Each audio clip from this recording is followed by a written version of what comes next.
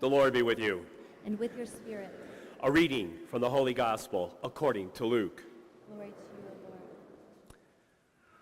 Some Sadducees, those who deny that there is a resurrection, came forward and put this question to Jesus, saying, "Teacher, Moses wrote for us, if someone's brother dies, leaving a wife but no child, his brother must take the wife and raise up descendants for his brother. Now, there were 7 brothers. The first married a woman but died childless. Then the second and the third married her, and likewise all the 7 died childless. Finally, the woman also died. Now at the resurrection, whose wife will that woman be? For all 7 had been married to her." Jesus said to them, "The children of this age marry and remarry, but those who are deemed worthy to attain to the coming age and to the resurrection of the dead neither marry nor are given in marriage. They can no longer die, for they are like angels, and they are the children of God because they are the ones who will rise. That the dead will rise, even Moses made known in the passage about the bush when he called out, 'Lord, the God of Abraham, the God of Isaac, and the God of Jacob.' And he is not God of the dead, but of the living, for to him all are alive." The Gospel of the Lord. Praise to you, Lord Jesus Christ. Jesus is a Pharisee. Now, I know he seems to be ragging on them a lot because of their self-righteousness, but he was Pharisaical in a very special belief because the Pharisees believed that there was something more than just this world. There was something more than just what you see before you. The Pharisees believed there was a resurrection. Now this was an evolution of religious thought. Because in the earliest days, actually the days of Moses, they weren't quite sure that there was any kind of an afterlife. There was a thing called Sheol, and Sheol was kind of a shadowy existence. But to actually rise from the dead, to have life after life, was a relatively new concept. And so spirituality evolves. You know, we started out with many, many gods. Then we went to the biggest God, to one God. So it evolves, and then we went from this shadowy existence to the time of Jesus when he says, no, there's something bigger. You're just not seeing it.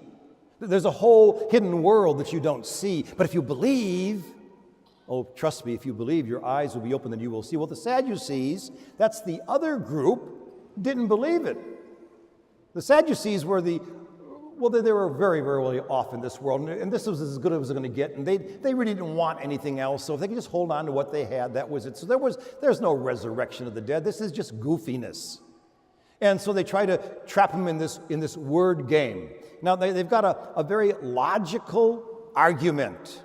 And so they go back to Moses, and of course at Moses there was no afterlife. And the only way that you lived on was in your children.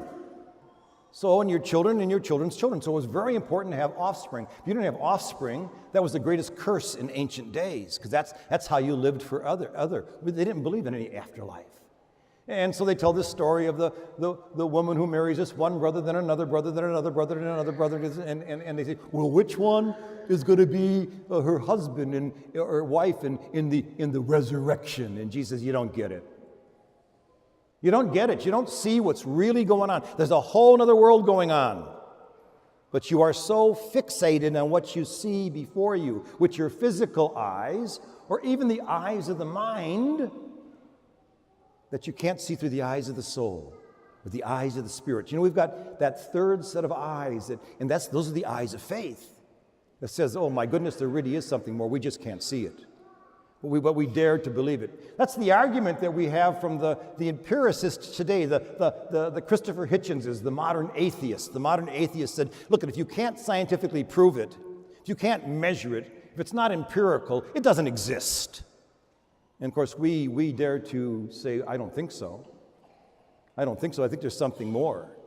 And the fact that you are here this morning is a testament that there is something more. St. Paul tells us if we don't believe in the resurrection, then you should have stayed in bed this morning. you don't believe in the resurrection, if you don't believe that there's something more than what the naysayers are saying, well, then you are the most pitiable, he says, of all creatures. So the Sadducees did not believe that there was anything more. Well, we have modern day Sadducees as well. It's still going on, not just with the atheist. We've got modern day Sadducees, sometimes they're called the billy goaters, who don't believe there's any life after the regular season. Well, we know there is. We know there's life after, wait till next year, and wait till next year. 108 years isn't very long to wait. And not only was there life, because after the purgatory of the postseason play, they entered into the World Series. And is there resurrection? 5 million people in Chicago says there was resurrection. 5 million people. The whole city has something to celebrate, and that's life.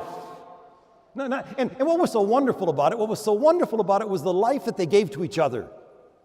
The give and the take and the love that you could see that the players had for each other. And what was so transcendent about it, and this is the secret. If we cannot transcend our present situation, if we can't go beyond what we see here and now, we really are pitiable people. If we can't dare to believe that there's something bigger, something greater, how sad we really are. But we know there's something bigger and greater. One of the things that brought tears to my eyes were the stories of all the cemeteries decorated in Cubby blue. And I heard, and it sent shivers down my spine when I heard the story of a young man who went to the cemetery where his father was buried, and he turned on the radio to listen to the World Series with his father. Why? Because his father was there. Don't tell him his father wasn't there. His father was there. His father was listening to that game with him. His father was very much alive. There is something else. There is a resurrection. And that's what's going on in the first reading today with the Maccabees. The Maccabees believed that there was something more. And when you read it today, and you read it through our 21st century eyes, and you go, my goodness gracious, you died over a pork chops? What are you, crazy? No. There's something much more profound going on. They didn't die over a pork chop. They died over the fact that the secularists, the Greek secularists, who said that this is all there is, you go to the gymnasium, you act the way that we act, and you eat the way that we eat, and they said, no, there's something beyond this. And so they literally laid down their life for this, because there was something bigger, something more. That's still going on today. In a few months, our Holy Father, Pope Francis, is going to canonize our brand newest saint, 14-year-old boy, José Sánchez de Río. José Sánchez de Río was a cristero, or he helped the cristero. Those were those when Mexico in the 1920s turned utterly secular. Nothing more. Just us. And the cristero said, no, there's something much, much more. And they laid down their life for it. This little one was sacrificed for that. And they literally, at first they shot him and he says, renounce your faith. And he said, no. And then they killed him.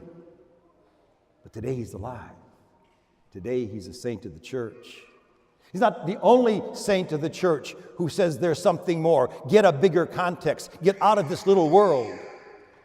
Back in just a year ago, in 2015, 20 Egyptian Coptic Christians. Now, the Coptic Christians are the most ancient of all the Christians.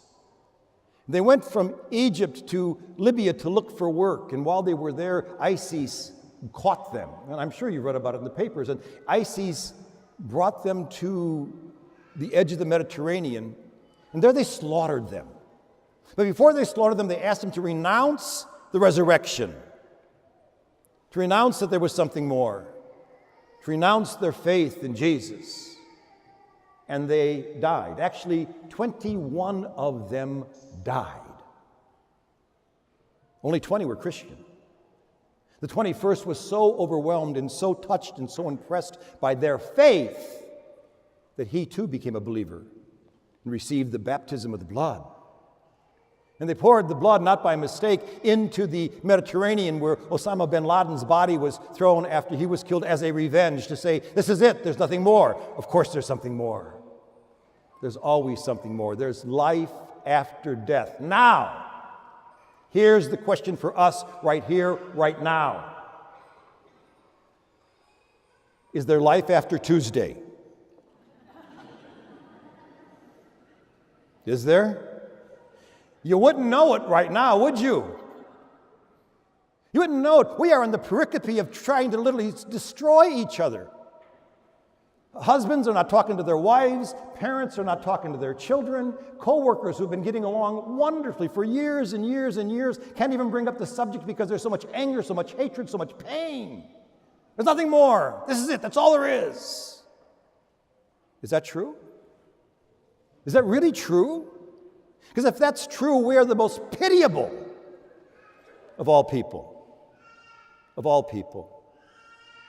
I saw a really wonderful thing. It was actually an ad before a YouTube thing came up. And the ad had a girl with a beautiful golden retriever dog. Beautiful. And she had a Hillary t-shirt on, and she went to a Trump rally. And at the rally, all these Trump supporters saw her, and they saw the t-shirt, and they saw the dog. But before they can get their ire up, she says, I need your help. I need your help.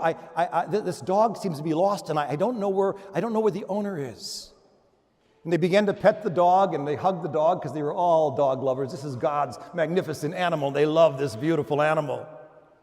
And by the time they were through, and then the owner came, and they found the owner, they were hugging and kissing each other because the dog helped them transcend the smallness and anger and hatred that they were feeling in their heart towards each other, because in the core, we're all the same.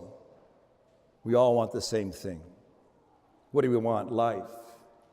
Then she changed her t-shirt and put on a Trump t-shirt and went to a Hillary campaign and did exactly the same thing, and exactly the same thing happened. Now, if a dog, magnificent creature that it was, beautiful golden retriever, could help us see that there's something more, what if she brought a child looking for a parent? Is there life after Tuesday? I certainly hope so.